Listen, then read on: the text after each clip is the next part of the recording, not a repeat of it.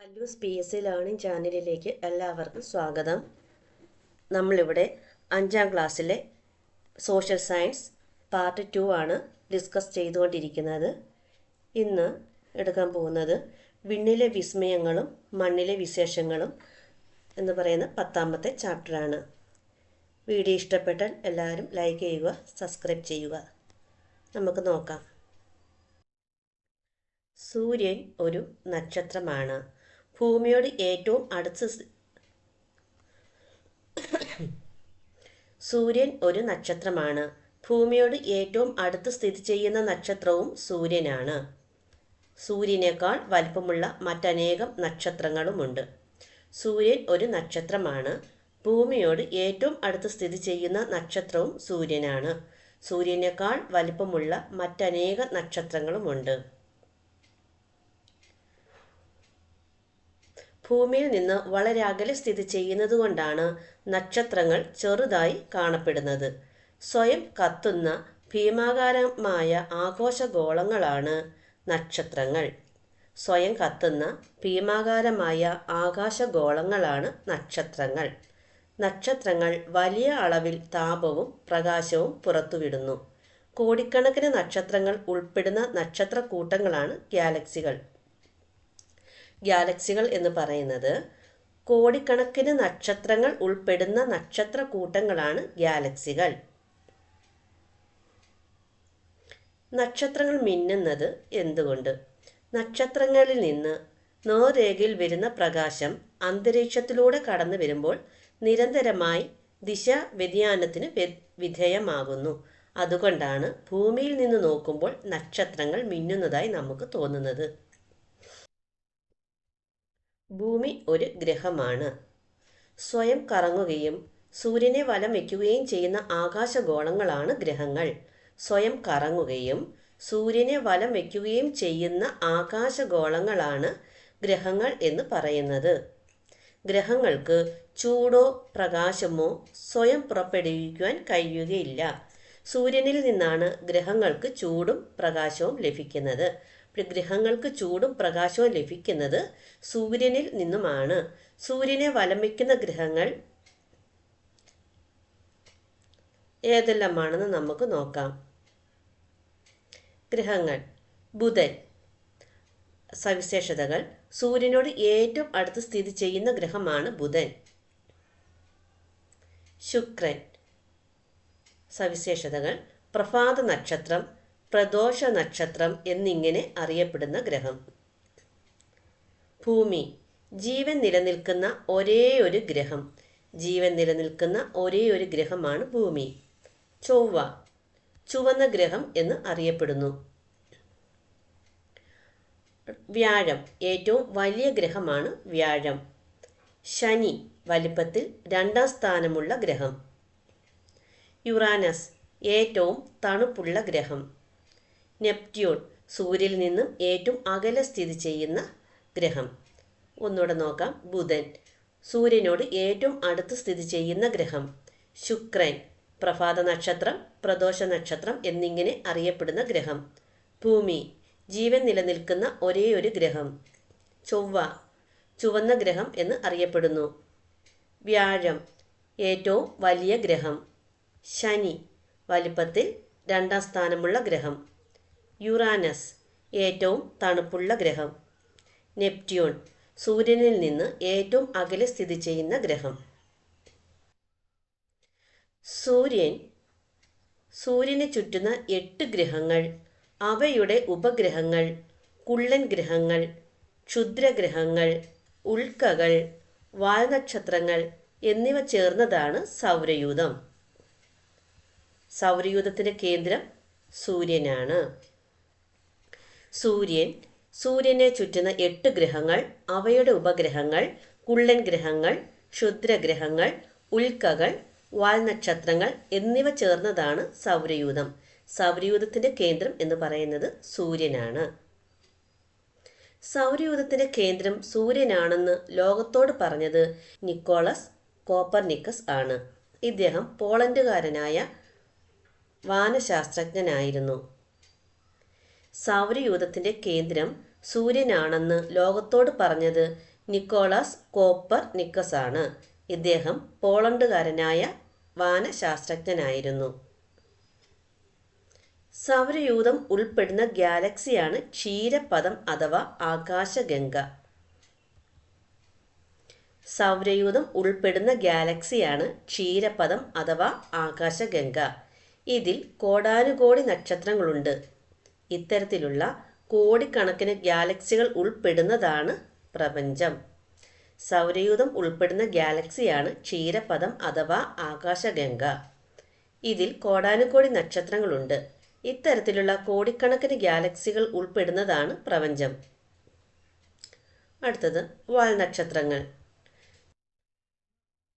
സൗരയൂഥത്തിൽ അപൂർവമായി എത്തുന്ന വിരുന്നുകാരാണ് വാൽനക്ഷത്രങ്ങൾ അഥവാ ധൂമകേതുക്കൾ.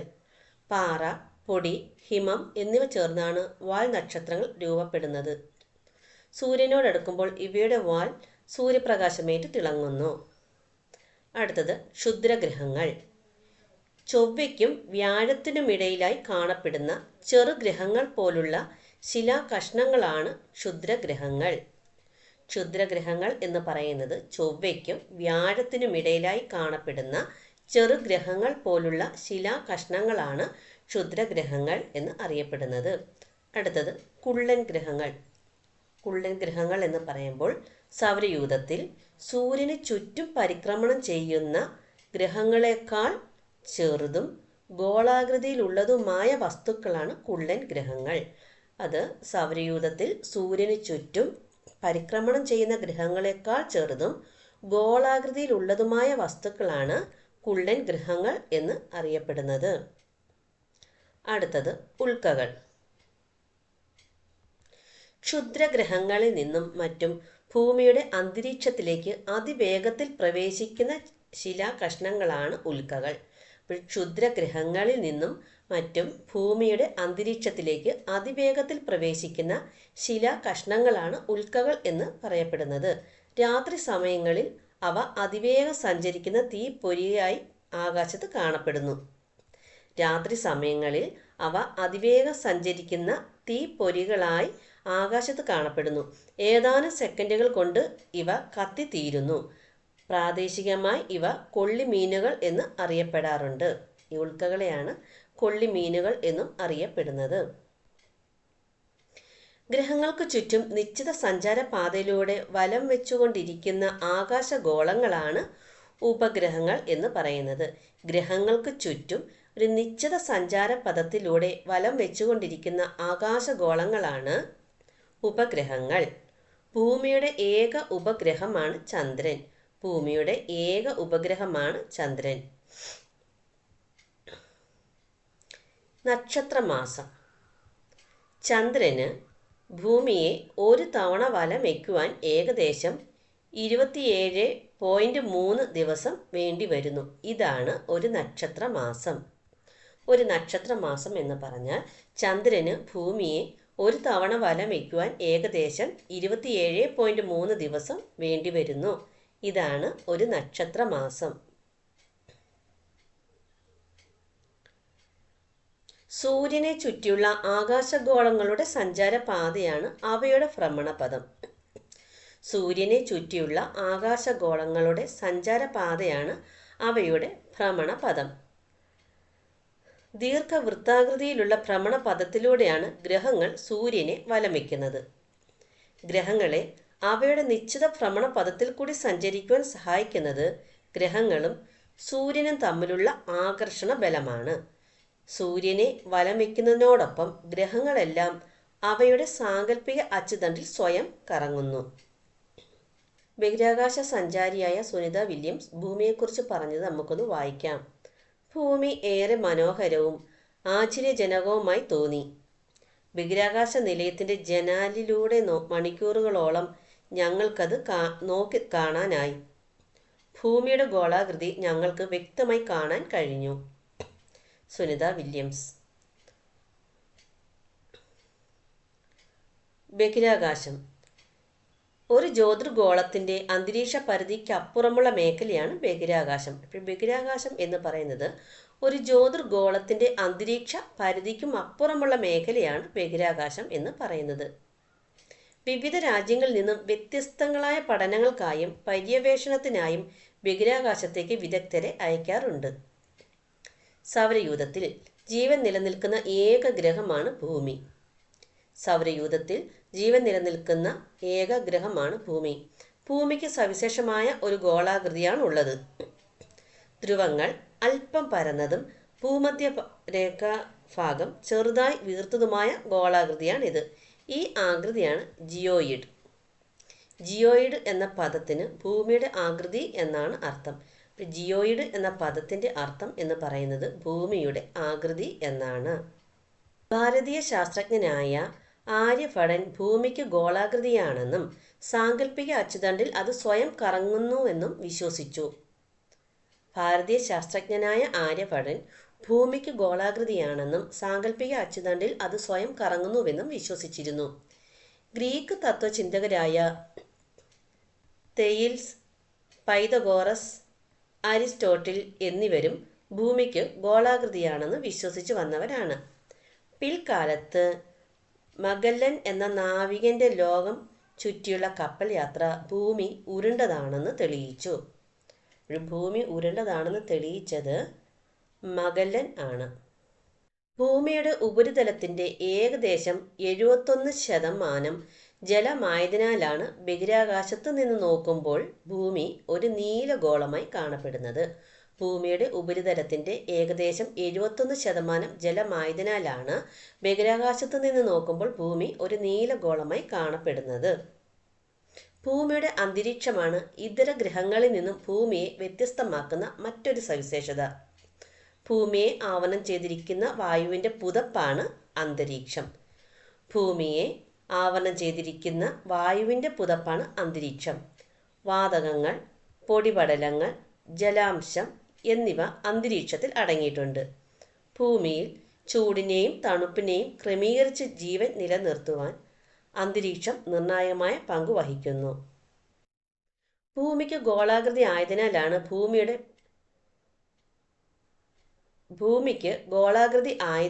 ഭൂമിയുടെ ഒരു പകുതിയിൽ മാത്രമേ ഒരു സ്ഥലത്ത് സൂര്യപ്രകാശം ലഭിക്കുന്നുള്ളൂ. മറ്റേ പകുതിയിൽ ഇരുട്ടാണ് അനുഭവപ്പെടുന്നത്. സൂര്യന് അഭിമുഖമായി വരുന്ന ഭൂമിയുടെ ഭാഗത്ത് സൂര്യപ്രകാശം ലഭിക്കുന്നതിനാൽ അവിടെ പകൽ അനുഭവപ്പെടുന്നു. മറുഭാഗത്ത് സൂര്യപ്രകാശം എത്താത്തതിനാൽ രാത്രി ആയിരിക്കും. ഇത്തരത്തിൽ ഭൂമിയിൽ രാത്രിയും പകലും മാറി മാറി അനുഭവപ്പെടുന്നത് ഭൂമിയുടെ ഭ്രമണം മൂലമാണ്. ഭൂമി അതിൻ്റെ സാങ്കല്പിക അച്ചുതണ്ടിൽ സ്വയം കറങ്ങുന്നതാണ് ഭ്രമണം എന്ന് പറയുന്നത്.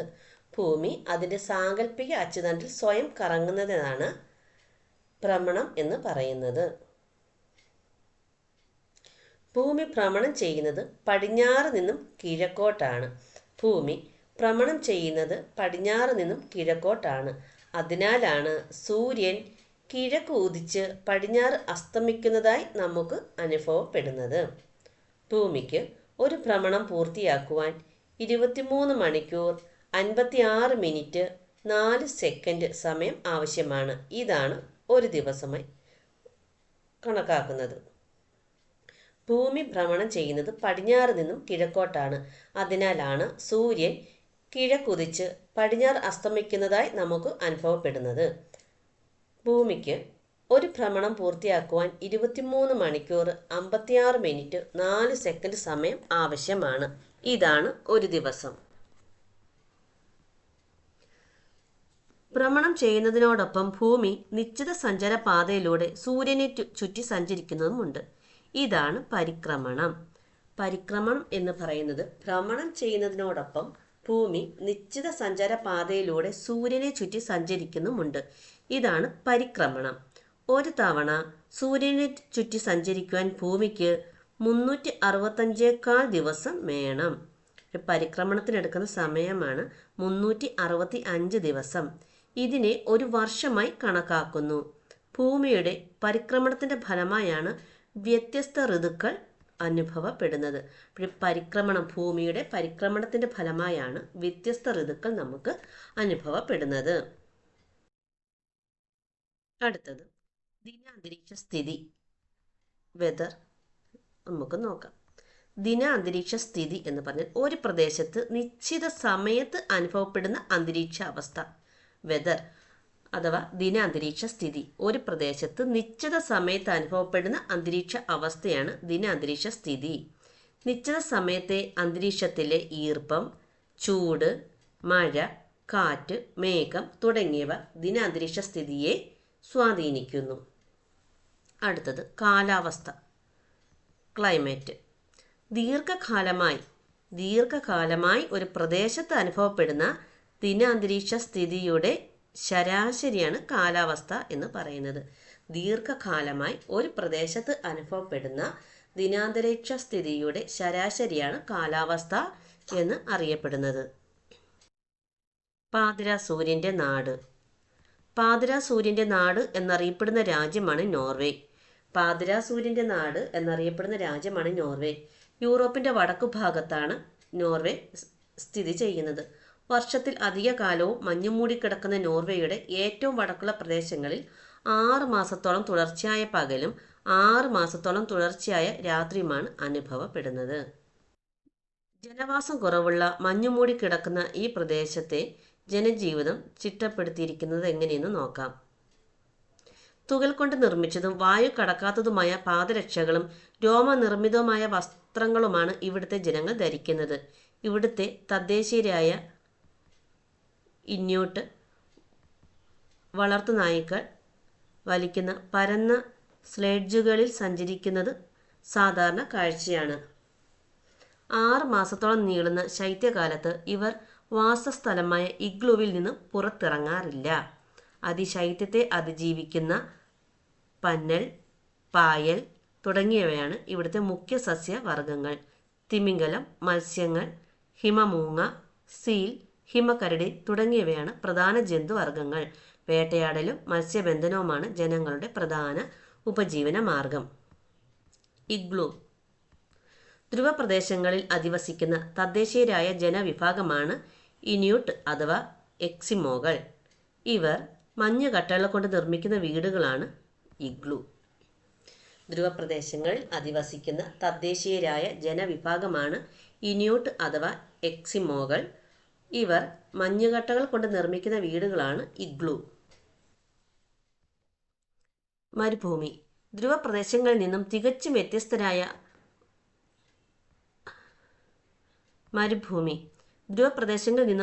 വ്യത്യസ്തരായ ഭൂമിശാസ്ത്ര സവിശേഷതകളുള്ള ഭൂവിഭാഗമാണ് ഉഷ്ണമരുഭൂമികൾ. വിശാലമായ മണൽ പരപ്പുകളും മണൽ കൂനകളും ഇവിടുത്തെ പ്രത്യേകതകളാണ്. ഇവിടെ പകൽ താപം വളരെ കൂടുതലും രാത്രി താപം വളരെ കുറവുമാണ്. മഴ തീരെ കുറവായ ഈ പ്രദേശങ്ങളിൽ ഉയർന്ന താപവും വരണ്ട കാറ്റും ജലദൗർലഭ്യവും അനുഭവപ്പെടുന്നു. ഈ പ്രദേശങ്ങളിൽ ജനവാസം തീരെ കുറവാണ്. ഉഷ്ണമരുഭൂമികളിൽ കാലാവസ്ഥയ്ക്ക് ഇണങ്ങുന്ന ജീവിത രീതിയാണുള്ളത്. തുടർച്ചയായ വരൾച്ചയും മണൽക്കാറ്റും മരുഭൂമികളുടെ മറ്റു സവിശേഷതകളാണ്. അയഞ്ഞ വസ്ത്രങ്ങളും മുഖം മറയ്ക്കുന്ന ശിരോവസ്ത്രങ്ങളും മരുഭൂമി നിവാസികളുടെ വസ്ത്രധാരണത്തിലെ പ്രത്യേകതകളാണ്. സഞ്ചാരത്തിനും ചരക്ക് നീക്കത്തിനും ഒട്ടകത്തെ ഉപയോഗിക്കുന്നത് മരുഭൂമികളിലെ സാധാരണ കാഴ്ചയാണ്. ഒരു പ്രദേശത്തെ കൃഷി, തൊഴിൽ, ആഹാരം, വസ്ത്രധാരണ രീതി, വീട് നിർമ്മാണം, ആഘോഷങ്ങൾ തുടങ്ങിയവയെല്ലാം അവിടുത്തെ കാലാവസ്ഥയ്ക്കനുസരിച്ചാണ് രൂപപ്പെടുത്തിയിരിക്കുന്നത്. ഒരു പ്രദേശത്തിൻ്റെ കാലാവസ്ഥയെ സ്വാധീനിക്കുന്ന പ്രധാന ഘടകമാണ് ആ പ്രദേശത്തിൻ്റെ അന്തരീക്ഷ സ്ഥിതി. അന്തരീക്ഷത്തിൻ്റെ താപനിലയിൽ ഉണ്ടാകുന്ന ഏറ്റക്കുറച്ചിലുകളാണ് കാലാവസ്ഥാ വ്യതിയാനമായി കണക്കാക്കുന്നത്. കാലാവസ്ഥാ മാറ്റം ഭൂമിയിൽ സാവധാനത്തിൽ സംഭവിച്ചുകൊണ്ടിരിക്കുന്ന ഒരു പ്രക്രിയയാണ്. കാലാവസ്ഥയിൽ നേരിയ തോതിലുണ്ടാകുന്ന മാറ്റങ്ങൾ പോലും പ്രകൃതിയെ സാരമായി ബാധിക്കുന്നു. കാലാവസ്ഥാ വ്യതിയാനം പ്രത്യാഘാതങ്ങൾ. ആഗോള താപനില ഉയരുന്നു. സമുദ്രനിരപ്പിലെ ഉയർച്ചയും സുനാമി ദുരന്തങ്ങളും, കാലം തെറ്റിയ മഴയും മഴയുടെ തോതിലുള്ള ഏറ്റക്കുറച്ചിലുകളും, വരൾച്ച, ധ്രുവപ്രദേശങ്ങളിലെ മഞ്ഞുരുകൽ. അപ്പോൾ ഇത്രയൊക്കെയാണ് ഈ ചാപ്റ്ററിൽ ഉണ്ടായിരുന്നത്. നമുക്കിനി അടുത്ത ക്ലാസ്സിൽ നോക്കാം. Thank you.